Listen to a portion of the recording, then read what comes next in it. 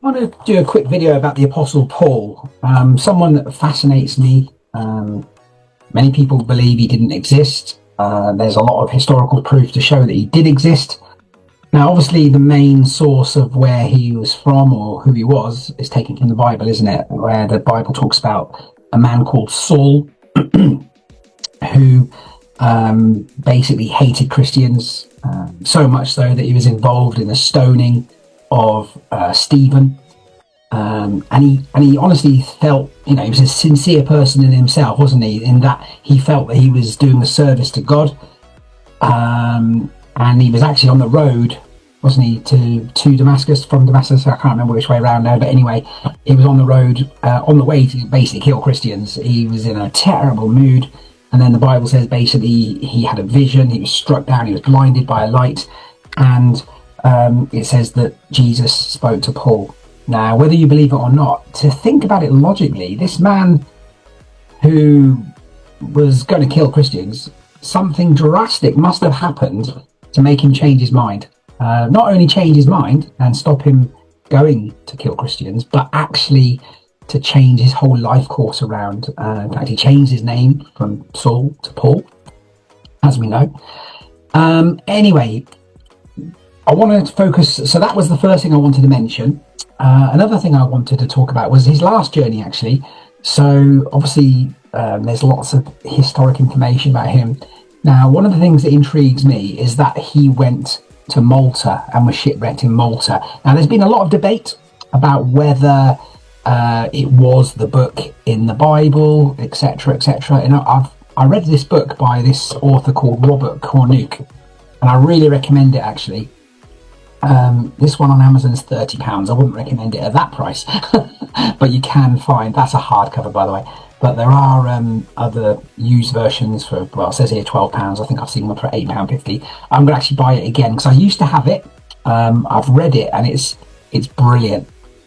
Basically, in a nutshell, this guy, he's kind of like an archaeologist, kind of like a modern day Indiana Jones, and he tries to sort of disprove or prove like legends and myths and legends and things, and in this instance it was the shipwreck of Paul in Malta, because many people basically say that the Bible's wrong and that where the Bible says he was shipwrecked didn't happen.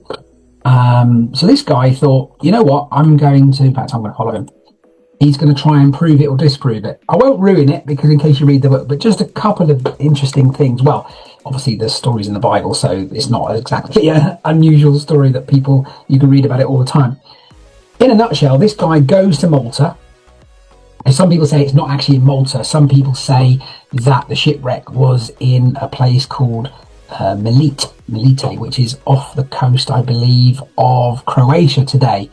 Now, interestingly, the ancient name of Malta, as you can see here, was Melita or Melite.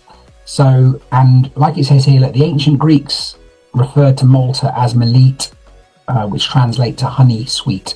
And during the Roman period, the island was called Melita. In Latin, mel means honey. And it's believed that the Phoenicians first introduced domesticated beekeeping into Malta. Now, I read somewhere else that the Romans loved the Maltese honey. So they used to come to Malta or Melita and get some specialized honey there.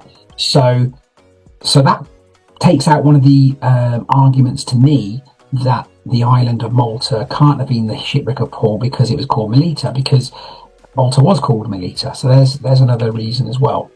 Now, just quickly as well, just to show you this, the Bible talks about a wind that blew the ship off course, basically, and it's either mentioned as the Eurocyclodon, or it's referred to as it's what it's called today, the Grigal. And as it says here, look, it says mention the Eurocyclodon, or Grigal, I'm going to call it because that's what I know it as, mentioned in the book of Acts chapter 27 as a hurricane force wind that blows across the Mediterranean Sea from the northeast to the southwest during the fall or autumn and the winter months.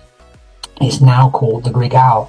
Now this is mentioned in the Bible, this wind, and so basically if I did a quick map of Europe, which I'll show you in a moment, so let me just stop that for a second. So if I was to show you a map of Europe quickly, Yeah, so if I get this map, so this was the actual journey that the Apostle Paul took on his last journey. So he's obviously in Crete now. He wanted to go something like this to get to Rome, because basically he'd appealed, hadn't he, to Caesar, Nero at the time, I believe it was.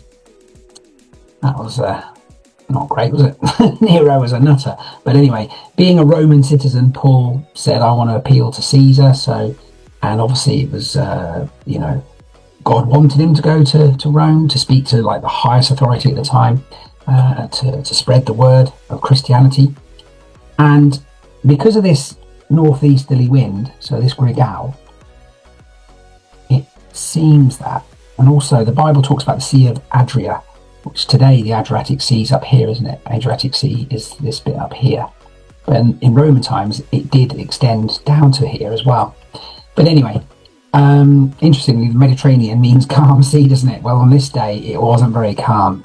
And it blew the ship off course. And then it shipwrecked into Malta. Now, the book by Robert Cornuke says about this, and says that basically in Malta, there's an island, there's a place called St. Paul's Bay, which has been named after the shipwreck of the Apostle Paul. But the Bible gives specific information. It's quite detailed, actually. I don't know if you've ever noticed, but if you look at Acts 27, and the author, Robert Cornuke, says about this as well. For instance, it mentions things such as, and in the book he says this, that the Roman naval captain didn't recognise the bay. And there was a bay, so you could see a bay. Now, interestingly, if you go in St. Paul's Bay, a bit of digging, St. Paul's Bay, Robert Cornuke said, was a Roman naval base at the time. So the question he said was, how come it wasn't recognised by the naval captain? Now, I know my dad, for instance, was in the Navy for 22 years. He'd know ports like Portsmouth, Plymouth, at the back of his hand. So how come this captain didn't recognise St. Paul's Bay? So the question is, was it St. Paul's Bay? Now, Robert Cornuke also took depth findings, like the Bible said, for instance, how many fathoms when they chucked off anchors, etc. And he found the bay in St. Paul's Bay in Malta to be totally wrong. So obviously his question was, well, is the Bible wrong? Have they made it up? Is this the wrong place? And in the book, basically, he's a bit fed up. He's about to leave Malta thinking, well, the story's wrong, so a bit disappointed. I believe Robert Cornuke is a Christian anyway, so he was a bit I think his faith took a bit of a hit, really. And then anyway, cut a long story short, he was just about to leave Malta and he hears this conversation, and a couple of fishermen had found a few, I think he said 4 Roman anchors in Malta. And he was like, and the Bible talks about where the two seas meet. Now, if you go to Malta today, there's a place near St. Thomas Bay on the south coast of southern part of Malta, southeasterly part, where they call it the two seas meet. So probably that's where the old Adria met with the Mediterranean. I don't know, but anyway. Now, obviously, he spoke to these fishermen and said, "Can I see the anchor?" And they were obviously a bit dubious, and they were like, "What anchor?" You know, that kind of thing, because they were nervous. And then he, after convincing them that he wasn't from the police or something, or the authorities, they showed him the anchor. He carbon dated it. They carbon dated it to around about the same time period, between 58 to 61 AD, when the Apostle Paul would have been on this journey. They found anchors as well, because the Bible says there were a few anchors cut adrift, not just one, because they were trying to lose weight of the ship so it wouldn't sink, basically.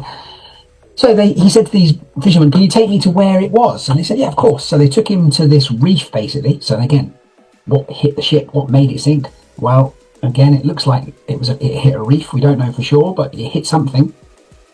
So he dived down, and anyway, he said, I'm going to measure the fathoms, and it was exactly the same depth as where the Bible said they did a check for the fathoms. And also the Bible clearly says he didn't recognise the bay. St. Thomas Bay at the time was not a Roman naval port, so that answers a good question, or ticks a box.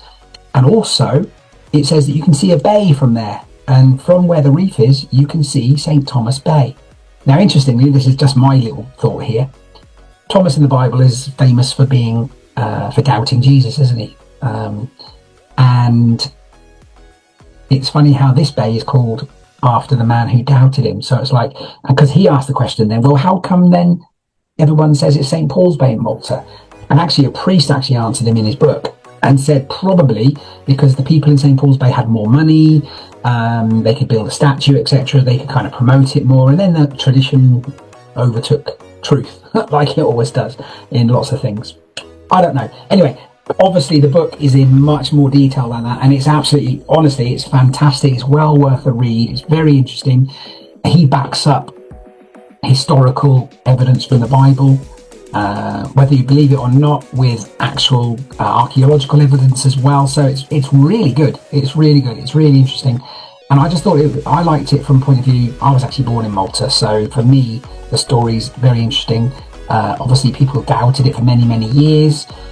I've always believed it, but having this kind of, not evidence, but this kind of book added an extra kind of, a bit of an extra incentive for me as well. But just to conclude then, there's a picture here that shows the Apostle Paul and the crew. They all survived actually as well. So being cared for by the local people, the local inhabitants of Malta, were talked of as having or showing extraordinary kindness. So, and although obviously Malta is a very warm, hot country in the summer, it can be cold in the autumn and winter as well. So it's not surprisingly that during this Gregale as well, it was quite a stormy night as well. And lastly, I just wanted to share this with you as well. There's some evidence as well. There's two bits of evidence that they know of. They found some inscriptions and some old buildings that they believe were the home of the principal man of the island. We think he's a Roman. Some people say he's Maltese, but whatever. He was the ruler of the island. I think personally he was Roman, and there's evidence in the Roman city of Melite, or Medina's Roman name. So again, Melite after the city as well, where they found excavations recently where they believe that Publius lived there as well. And then obviously after Malta, the Apostle Paul then went to Rome, and then that's where he ended up dying, wasn't it? So thank you for listening. I hope you enjoyed that. Have a look at that book by Robert Cornuke. It's fantastic. Obviously I've just he summed it up in a few words, but it's a very, very interesting book and well worth a read as well, and I'm sure you'll enjoy reading that as well. Hope you enjoyed a little bit of this not lesson, but a little bit of a discussion about the Apostle Paul and his last journey. Thank you. Have a great day.